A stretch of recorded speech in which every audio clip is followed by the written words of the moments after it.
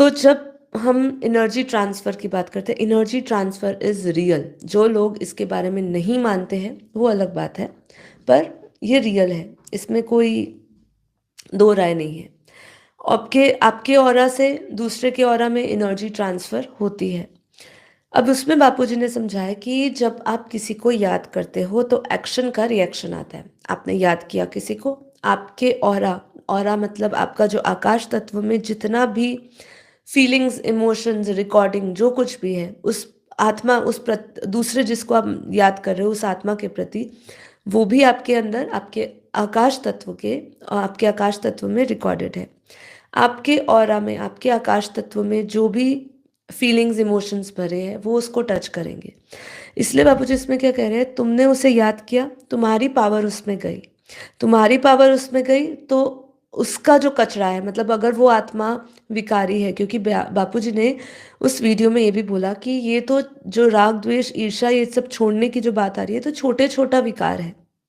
लेकिन इसको छोड़ना बहुत महत्वपूर्ण है।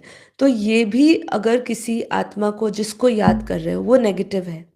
अब आपको तो इसलिए कहते हैं ना, किसी को जज मत करो, सोचना स्वरूप ना बनो, किसी को सोचोगे तो उसकी एनर्जी आपके अंदर आएगी, उसकी पावर, नेगेटिव पावर आपके अंदर आएगी। वो आत्मा नेगेटिव है। उसका ऑरा, उसका आकाश तत्व में नेगेटिव वाइब्रेशंस है।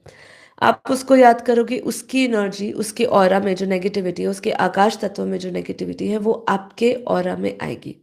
आपकी पावर उसको मिलेगी। मतलब आपने अगर योग किया और योग में आप अच्छे संकल्पों से भर गए, आपके अंदर पावर भी आपको महसूस होती है। लेकिन जब भी हम किसी ऐसी आत्मा को याद करते हैं जो विकार युक्त होती है, अब देखिए कभी किसी को याद करके आपको गुस्सा आ जाता है। अब ये गुस्सा आपका इनबिल्ट नहीं था, आपने किसी को याद किया, उसके वाइब्रेशंस ही ऐसे हैं, उसको याद करते ही आपके अंदर वो एनर्जी ट्रांसफ़र हुई।